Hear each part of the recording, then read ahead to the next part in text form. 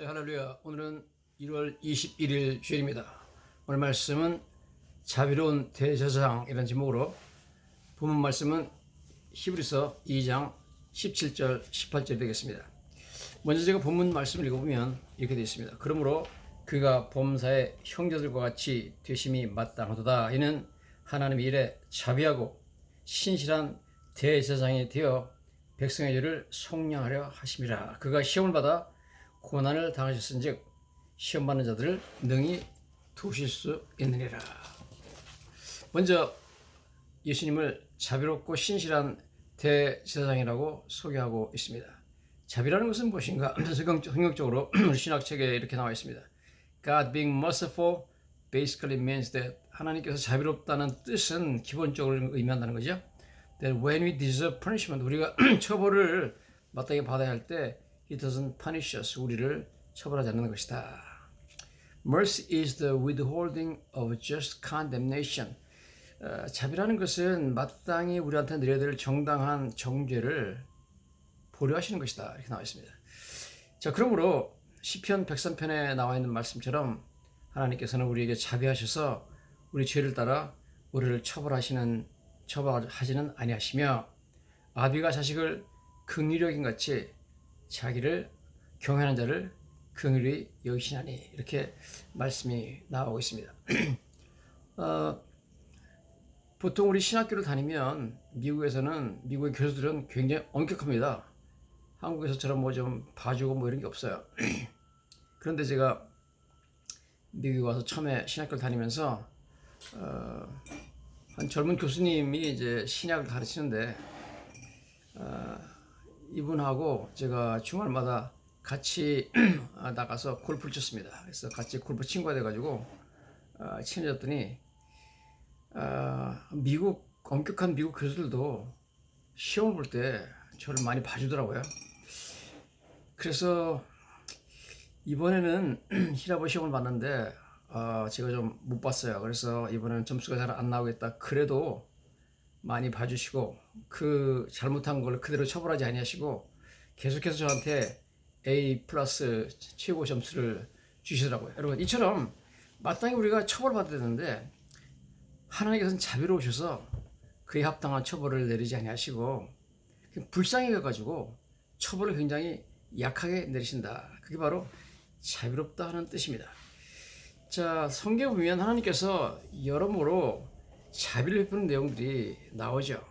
예를 들어 우리가 잘 알다시피 다윗이 엄청난 범죄를 저지르잖아요. 밧세바와 간음하고 밧세바의 아내를 전쟁터에 나가서 죽게 만들죠. 살인, 간음 이런 뭐 너무나 나쁜 죄를 저질렀습니다. 그때 나단 선지자가 와가지고 하나님의 말씀을 전합니다. 사무엘하 2장 13절 14절입니다. 나단이 다윗에게 말하되 여호와께서도 당신의 죄를 사하셨나니 당신이 죽지 아니하리니와 당신의 낳은 아이가 반드시 죽으리다 그럽니다. 여기 성경 보니까 하나님께서 당신의 죄를 용서했기 때문에 당신이 죽지 아니하려니와 즉 당신은 죽어 마땅한 그런 벌을 줬다. 그렇지만 하나님께서 당신을 직접 죽이지는 않으신다. 그리고 용서하셨다는 겁니다. 불쌍하겠다는 거죠. 하나님께서 자비로우셔서, 그리고 대신 당신과 밧세바 사이에 낳은 그 아이가 죽을 것이다. 그렇게 말합니다. 참 너무 감사하죠. 왜냐면 다윗을 직접 안 죽이니까. 다윗은 자기가 낳은 아이가, 죄도 없는 아이가 아버지 때문에 죽었지만 가슴 아픈 일이지만, 그러나 어쨌든 다윗에게는 하나님께서 엄청난 자비를 베풀어 주셔서 안 죽였잖아요. 나중에 다윗은 하나님 앞에 더 큰 죄를 집니다. 인구조사의 죄를 지죠. 역대상 21장에 보면 인구조사를 하나님 허락도 없이 해가지고 하나님이 크게 진노했다는 내용들이 나옵니다. 이때 하나님께서 엄청난 자비를 다윗에게 베풀어 주십니다. 원래는 이것도 엄청나게 하나님 앞에 교만한 짓이기 때문에 하나님께서 다윗을 죽이게 되지만 다윗을 안 죽이시고 죄 없는 이스라엘 백성들을 무려 7만 명이나 죽였습니다. 엄청나게 하나님께서 이 죄를 심각하게 보셨다는 내용이죠. 역사상 21장 14절에 보면 이에 여호와께서 이스라엘 백성들에게 전염병을 내리심에 이스라엘 백성 중에 죽은 자가 7만 명이었다. 와, 엄청나죠? 그래서 하나님께서 전염병을 내려가지고 이스라엘 백성들을 엄청나게 죽이시는데 다윗은 안 죽였습니다. 다윗에게 특별한 엄청난 자비를 베푸신 거예요. 저 여러분들도 예수를 믿으면 하나님의 이러한 특별한 자비를 우리에게 베풀어주는 줄로 믿습니다. 우리가 마땅히 받아야 될 처벌을 내리지 아니하시고 우리를 불쌍히 해준다는 겁니다. 다윗이 나단 선지자로부터 이런 말을 듣죠. 하나님께서 당신에게 인구조사한 벌을 내릴 거다. 그러나 하나님이 자비하셔서 당신한테 스스로 당신이 받을 벌을 세 가지 중에서 더 선택할 수 있는 옵션을 주겠다는 겁니다. 참 이런 거는 뭐 너무나 놀라운 얘기죠. 어떻게 자기가 벌 받는 사람이 내가 벌 받는 걸 선택할 수 있습니까? 세 가지 중 하나 선택하라. 3년 기근이든지 석 달 동안 적군에 쫓기든지 사흘 유행병으로 많은 사람이 죽을 것인지 결정하라. 다윗이 세 번째 사흘 유행병을 택하죠. 그래서 수많은 백성들이 죽습니다. 역대상 21장 17절에 다윗이 이렇게 말합니다. 하나님께 아뢰되 명령하여 백성을 기소하게 한 자가 내가 아니니까 이 양떼는 무엇을 향하나이까? 맞죠? 양떼가 뭐 잘못한 게 없잖아요. 청하건대 나 하나님 여호와여 주의 손으로 나와 내 아버지 집을 치시고 나를 죽이라는 거죠. 주의 백성에게 재앙을 내리지 마옵소서.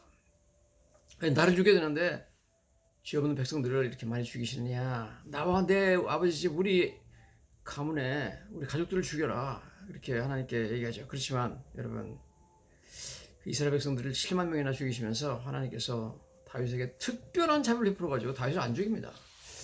참 대단하죠. 여러분 여호와를 경외하는 자에게 베푸시는 하나님의 자비는 상상을 초월하는 자비를 베풀어주는 줄로 믿습니다. 근데 여러분 자비의 극치가 우리한테 임했습니다. 우리는 하나님께서 다윗에게 베풀어주신 그런 자비랑 비교도 할 수 없는 어마어마한 자비를 받게 되는 사람이 되었다. 그런 말씀이죠.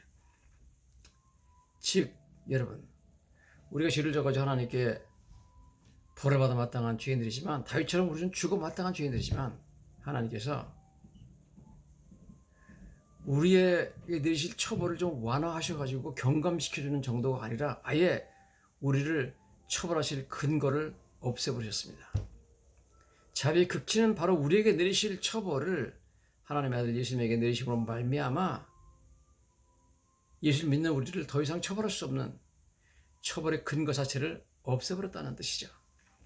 이것이 바로 하나님의 우리를 향한 자비의 극치입니다. This is God's ultimate mercy. 하나님의 아주 궁극적인 자비다. 이렇게 볼 수 있습니다. 그래서 야고보서 2장 13절에는 이런 멋진 표현을 하고 있습니다. 긍휼은 심판을 이기고 자랑하느니라. 와.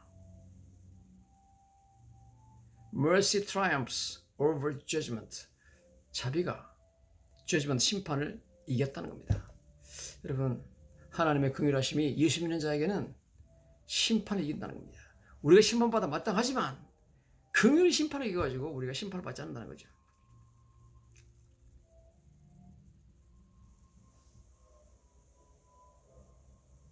우리가 알다시피 에집트에서 이스라엘 백성이나 뭐 애굽 사람이랑 똑같은 죄인들이었죠. 그렇지만 하나님의 어린 양의 피가 문설조 인방에 발라졌을 때 그 피를 보시고 하나님께서 이스라엘 백성들에게 자비를 베풀어가지고 이스라엘 백성들의 장자는 하나도 안 죽이시잖아요. 한밤중에 온 애굽에 장자가 죽어서 모든 사람이 일어나서 통곡하는 그때에 하나님께서 애굽을 치는 장자들을 치는 그러한 천사들을 이스라엘 백성들은 그런 처벌이 임하지 않도록 막아주신 것을 보게 됩니다. 커버링 딱 막아주시죠. 어린 양의 피가 그렇게 막아주시는 줄로 믿습니다. 이처럼 여러분, 예수를 믿으면 예수님의 피가 우리에게 뿌려져 가지고 우리를 막아주기 때문에 하나님께서 우리 죄를 보지 아니하시고, 주 하나님께서 우리 죄를 보지 못하도록 예수님의 피가 우리를 막아주십니다. 커버링 해줍니다. 로마서 4장 7절에 불법의 사함을 받고 죄가 가려지심을 받는 자는 복이 있고 주께서 죄를 인정하지 않는 사람은 복이 있도다 함과 같으니라 했습니다. 여러분, 예수를 믿으면 하나님 우리의 모든 불법과 죄를 용서해 주시고 가려지심을 받는다 했습니다. 예수의 피가 우리한테 뿌려졌기 때문에 하나님께서 그 우리의 죄를 가리운 예수님의 피 때문에 마치 문설주와 인방에 뿌려진 피처럼 우리 죄를 예수님의 피가 가려주기 때문에 우리 죄를 인정하지 않습니다.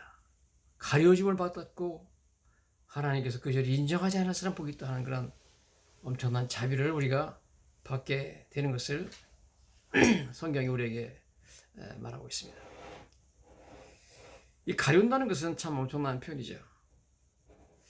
사람들이 한국에서 여러 가지 이상한 보약들을 많이 먹는데, 제가 한번 어떤 영상을 봤더니 장수말보를 잡아가지고 병에다 넣고 독한 술을 넣어가지고 뚜껑을 닫아가지고 그걸 술로 해서 마시더라고요. 그게 장수말보에 독이 엄청나게 강한데 그게 몸에 도움이 되는지 그건 잘 모르겠습니다만 그 독약 아닐까요? 어쨌든 간에 그런 거 먹습니다.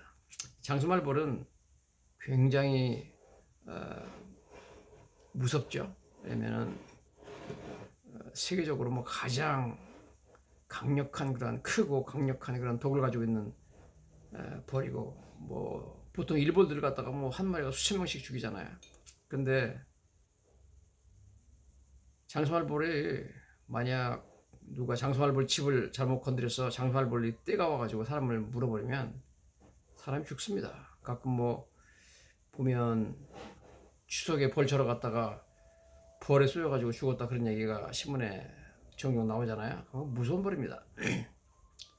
그 쏘는 그 침이 엄청난 독성을 가지고 사람을 죽이는 그런 능력이 있지만 뭐 잡아가지고 술에 담가가지고 뚜껑을 덮어놨는데 뭐 무슨 힘을 쓰겠습니까, 여러분? 일단 가려지면은 커버링이 돼 있으면은 아무 힘을 쓰지 못합니다. 장수말벌도. 여러분, 우리의 죄가 우리를 고발하고 하나님 앞에 이 사람이 이런 죄를 졌다, 이 사람이 이런 율법을 어겼다 이렇게 죄를 고발할지 모르지만 그것을 우리가 다 맞게 되면 우리 죽습니다. 벌에 쏘이는 것이 그렇지만 예수님의 피가 우리 모든 죄를 덮어주시면 그 엄청난 효를 가진 그러한 독침들이 아무 소용이 없어진 줄로 믿습니다. 이게 하나님께서 우리에게 부르신 자비의 극치죠. 우리 죄를 단순히 처벌을 경감시켜 주시는 것이 아니라 아예 우리 죄의 뚜껑을 닫아버려가지고 우리 죄가 우리를 쏘지 못하도록 하셨습니다. 성경 보면 놀라운 내용이 나오는데요. 구약 성경에 시은소, 속죄소 그런 단어들이 나옵니다. 영어로 mercy seat, 자비의 자리다. 이 mercy seat, 자비의 자리가 뭐냐? 왜 그 자리를 자비의 자리라 하느냐? 그것은 바로 성막 안에 있는 지성소 안에 있는 언약궤를 덮는 뚜껑을 mercy seat, 자비의 자리 혹은 속죄소 혹은 시은소 이렇게 말을 합니다. 이스라엘의 대제사장도 이 지성소에만은 함부로 들어가지 못하고요. 오직 1년 1차 대속죄 날만 동물들의 피를 가지고 들어가서 언약궤 뚜껑에다가 피를 뿌리고 언약궤 뚜껑에서 나오는 중앙에서 나오는 그 하나님의 음성을, 죄사함에 대한 선포의 음성을 듣게 되어 있습니다. 자, 그런데 지금 흥미로운 사실은 그 언약궤 안에 있는 가장 중요한 그러한 물건은 바로 하나님 직접 쓰신 십계명 2개의 돌판입니다. 십계명은 우리의 죄를 고발하고 있습니다. 십계명은 그야말로 주님만 하나님의 법이잖아요. 그러나 아무도 어떤 사람도 십계명을 다 지킨 사람이 없습니다. 그럼 우리 죄를 고발하는 것입니다. 그렇지만 언약의 뚜껑에 뿌려진 우리를 대신하여 죄인들을 대신하여 죽었던 동물들의 피가 뿌려졌기 때문에 언약의 뚜껑에 있는 그 피를 보시고 하나님께서 피가 이스라엘 백성들의 모든 죄를 하나님 보지 못하도록 이렇게 커버링 가려주기 때문에 하나님께서 이스라엘 백성들의 죄를 다 용서하시고 처벌하지 않는 것입니다. 그게 바로 대속죄일, Day of Atonement죠. 대속죄일에 임하는 하나님의 이스라엘 백성들에 대한 자비입니다. 여러분, 그런데 놀라운 사실은 이 mercy seat, 즉 자비의 자리, 하나님께서 자비를 베풀어 준 자리가 바로 거기 속죄소 뚜껑이라는 겁니다. 그리고 속죄소 뚜껑의 맨 가운데 정중앙에 하나님의 음성이 들려요. 예를 들어서 대제사장이 1년 1차 대속죄일에 지성소에 들어가서 피를 뿌리고 하나님께 이스라엘 백성들의 모든 죄를 고백하고 용서해달라고 빌으면 그 언약궤 뚜껑에서 그 시은소, 속죄소 혹은 멀시 시트에서 하나님의 음성이 들린다는 거죠. 내 기도를 듣고 내가 이스라엘 백성들의 모든 죄를 용서하노라. 그러면 할렐루야 감사합니다. 그러고 대제사장이 나와서 자기를 기다리고 있는 백성들한테 나와서 바깥에 나와서 하나님께서 여러분들의 모든 죄를 용서하신다고 말씀하십니다. 이렇게 선언하면 백성들이 할렐루야 그러고 엎드려 하나님 경배하는 그런 것이 바로 구약 성경의 그런 제사였습니다. 자, 그런데 그래서 이 언약궤 뚜껑 즉 속죄소는 엄청나게 중요하죠. 거기 하나님이 계신 자리고 즉 하나님이 거기 시트라는 건 앉아 있다는 거 아닙니까?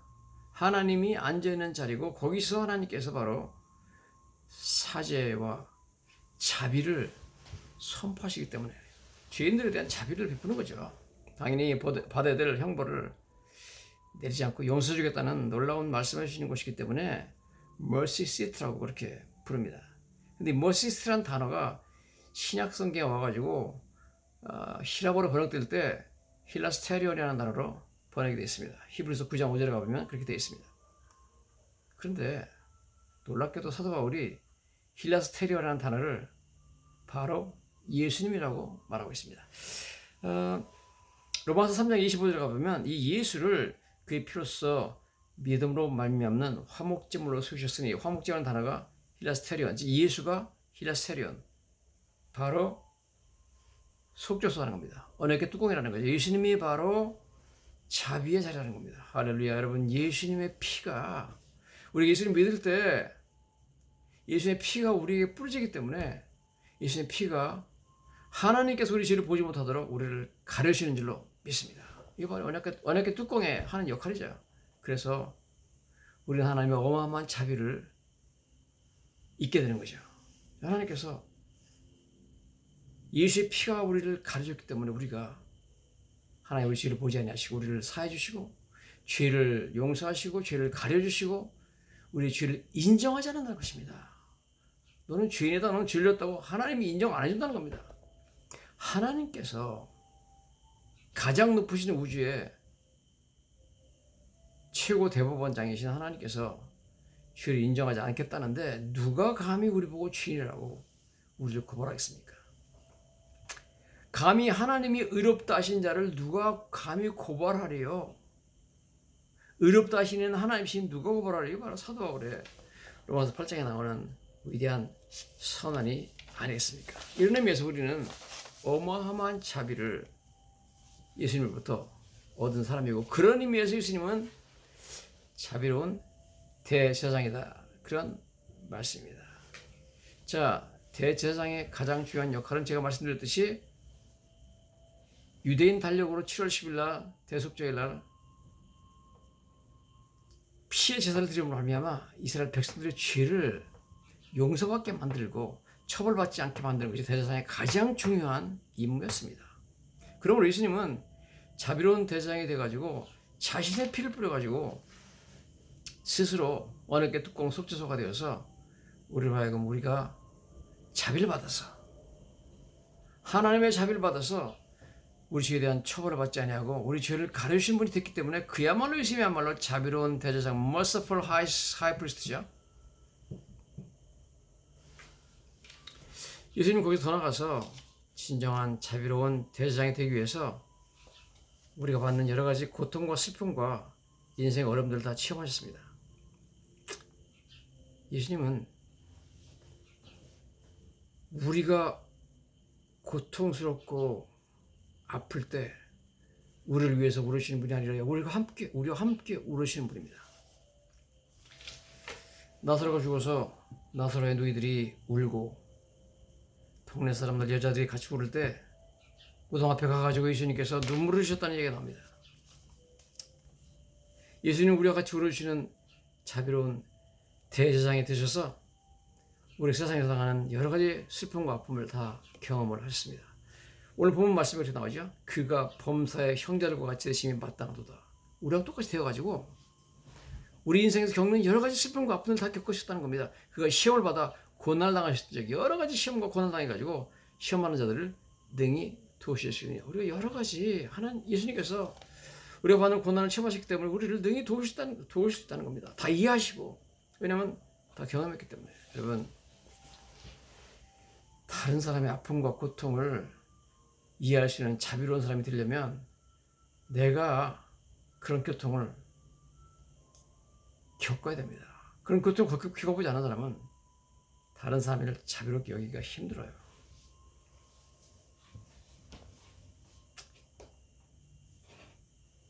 그래서 사람이 뭐 결혼도 안 하고 아기도 안 켜보고 인생의 여러 가지 어려움들을 겪지 않으면 철이 안 나죠. 다른 사람 입장을, 다른 사람 아픔을 같이 느낄 수가 없습니다. 여러분. 그 예수님은 너무나 감사하게 자비로운 우리에게 자비를 베풀기 위해서 우리의 아픔을 같이 느껴주기 위해서 같이 울어주기 위해서 예수님은 인생들이 느끼는 경험하는 여러 가지 슬픔과 아픔들을 고난들을 다 경험하셨습니다. 여러분 사람이 참 물론 뭐 주먹으로 칼로 뭐 총으로 사람들을 신체적으로 공격을 해가 여러 가지 아픔을 당할 수도 있지만 사람이 말로 언어 폭력으로 어마어마하게 사람을 괴롭힐 수 있습니다. 차라리 때리고 찌르는 게 낫지. 너무너무 자존심 상하게 하고 너무너무 상처를 주는 말 한마디는 평생 비수처럼 사람을 찌르고 고통스럽게 할 수가 있습니다. 그러므로 여러분 예수님은 인간들이 당하는 여러 가지 아픔 중에서 이러한 언어 폭력, verbal abuse라고 영어로 부르는데 verbal abuse를 당하셔가지고 엄청난 마음의 상처를 받으셨습니다. 그래서 예수님은 이 세상에 살면서 말로 상처받은 언어 폭력으로 인해서 괴로워하는 모든 사람들을 이해하고 도와줄 수가 있습니다. 성경에는 예수님을 바리새인들이 사생아라고 그렇게 비난했습니다. 물론 예수님이 어머니 마리아가 정식으로 결혼하기 전에 임신을 해가지고 아기를 낳아서 예수님을 낳았기 때문에 그걸 모든 사람이 다 알아요. 동네 사람들이. 그래서 처음부터 예수님이 등장했을 때 바리새인들 예수님은 어머니가 다른 남자랑 관계를 해가지고 낳은 사생자라고 음란한 데서 태어났다고 그렇게 말합니다. You're born of fornication. 간음을 통해서 태어난 자다. 그렇게 비난했습니다. 요한복음 8장 41절에 그렇게 비난하죠. 너희는 너희 아비가 행한 일들을 하는도다. 예수님이 말씀하시니까 대답하되 우리가 음란한 데서 나지 아니하였고 아버지는 한 분뿐이시니 곧 하나님이시다. 즉 뭐라고 하냐? We are not illegitimate children. 우리는 사생자가 아니다. 너처럼 간음을 통해서 태어난 사생자가 우리는 아니다. 그러면서 예수님을 공격하는 것을 보게 됩니다. 뿐만 아니라 바리새인과 서기관들과 유대인들은 예수님을 무섭게 예수님 마음을 비수처럼 찌르는 독하고 악한 말로 예수님 마음에 엄청난 상처를 주었습니다. 요한복음 8장 48절에 보면 예수님에 대해서 이렇게 말합니다. 너를 사람들이 사마리아 사람이라 귀신 들렸다 하는 말이 옳지 아니하냐, 그렇게 말합니다. 여러분, 이스라엘 백성들에게 가장 모독적인 말은 내가 사마리아 사람이라고 하는 것입니다. 여러분, 사마리아 사람은 이스라엘 백성들이 가장 싫어하고 무시하는 혼혈족이었습니다. 예수님 보고 사마리아 사람이라고 말하는 것은 예수님 어머니가 사마리아 사람 남자랑 관계를 해가지고 예수를 낳았다. 그래서 네 아버지는 사마리아 사람이야. 너는 우리와 같은 유대인도 아니다. 너는 아브라함 자손도 아니다. 혈통적으로 너는 사마리아 사람이다. 이렇게 예수님을 비난하는 것을 보게 됩니다. 비난이라고도 이건 뭐 엄청 아프게 찌르는 거죠. 그 다음에 귀신 들렸다. 하나님이신 예수님한테 귀신 들렸다고 하는 건 이건 말도 안 되는 비방이지만 그러나 엄청난 아픔을 주었겠죠. 여러분, 자기 보고 사마리아 사람이라고 그러고 뭐 간음을 통해서 태어났다고 그러고 뭐 사상자라고 했을 때 예수님께서 아니다, 우리 어머니가 말씀하시기를 성령님이 임하셔가지고 처녀 때 잉태하셨다 아무리 얘기해도 그 사람들이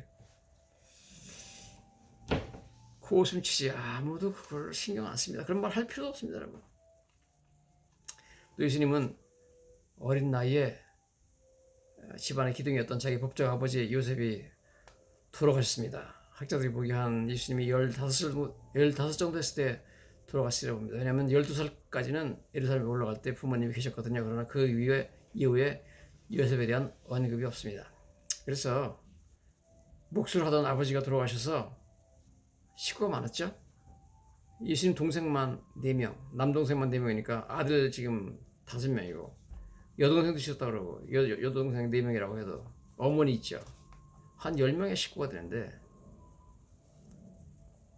요셉이 일찍 세상을 떠나는 바람에 그나마 아버지한테 목수일을 배웠던 예수님이 목수일을 계승받아가지고 가족들을 부양하는 엄청난 가난 속에서 어마어마한 경제적인 부담을 가지고 일하신 분이 바로 예수님입니다. 오늘 어떻게 무슨 일을 해가지고 돈을 벌어서 가족들의 먹을 것을 살 것인가, 내일은 어떻게 돈을 벌어가지고 내 동생들이 학교 갈 때 입을 옷을 사줄 것인가. 여러분, 이 엄청난 부담을 가지고 가난 속에 사셨기 때문에 예수님은 경제적으로 어려움을 겪고 있는 사람들을 다 이해하고 도와줄 수가 있습니다. 예수님은 나이 15 정도부터 시작해서 예수님 공생을 시작하는 30살까지 15, 16년 이상 무슨 사춘기, 소년기 이런 걸 즐길 여유가 없습니다. 아침부터 저녁까지 목수일 하시느라고, 가족 부양하느라고 너무너무 고생하셨습니다. 예수님은 그래서 기둥같이 여겼던 아버지가 돌아가시는 슬픔과 아픔을 겪었습니다.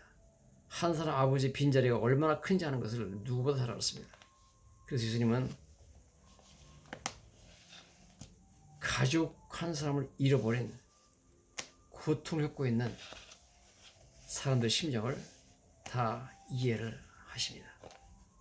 너무너무 소중했던 자식이 갑자기 죽었을 때 그 충격과 트라우마는 엄청납니다. 그런 고통을 당하는 사람들을 다 이해하고 도와줄 수 있다는 거죠. 그가 고난과 시험을 당했은즉 시험하는 자들을 능히 도우실 수 있느니라. 그분이 바로 자비로운 대제사장이라는 거죠. 뭐 예를 들어서 한국에 보니까 뭐 이태원에 가가지고 그냥 무슨 할로윈 파티 한다고 해가지고 젊은 사람들이 갑자기 뭐 그냥 엄청나게 많이 죽었잖아요.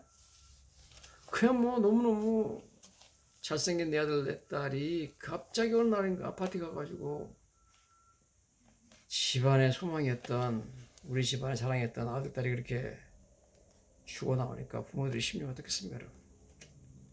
그런 아픔을 다른 사람 몰라도 예수님은 이해할 수 있습니다. 예수님은 어린 나이에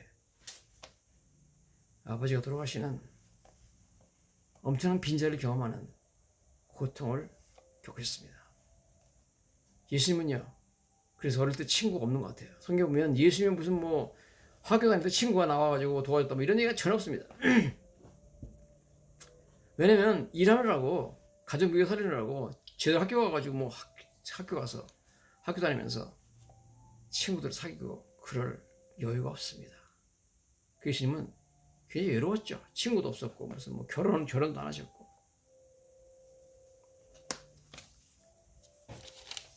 뿐만 아니라 여러분 우리가 알다시피 예수님은 엄청난 배신을 당하잖아요.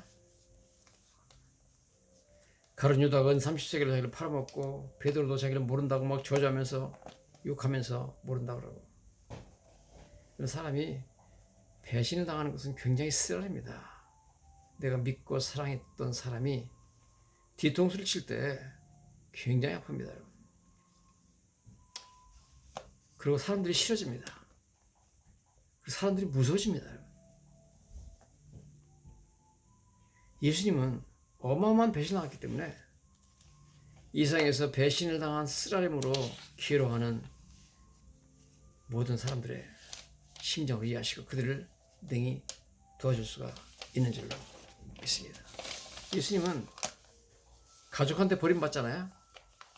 가족들이 예수님 미쳤다고 하면서 데리러 오잖아요. 마가복음 3장 21절에 예수의 친족들, 패밀리가 들이 듣고 그를 붙들러 나오니 이는 그가 미쳤다 하기를. 예수님 미친 사람 취급하고 가족에서 완전히 버림받는 것을 보게 됩니다.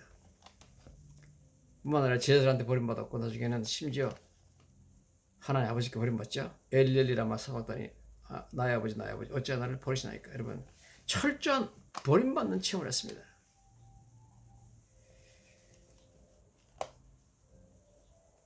눈을 못 보는 맹인 자식을 낳아가지고 어머니가 애를 데리고 시장에 가가지고 너 잠깐 저기 앉아있어라, 엄마 뭐 사가지고 올게. 그러고 나서 엄마가 애를 시장 바닥에 버리고 도망갑니다. 그런 일이 뭐 옛날에 많이 일어났죠.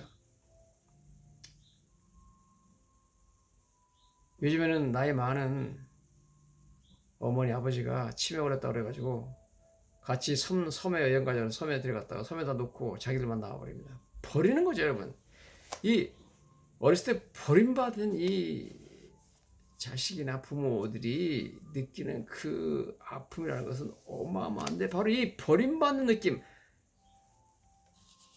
가족들에게 제자들에게 사랑했던 아버지로부터 친히 버림받는 쓰라린 체험을 예수님 하셨기 때문에 예수님은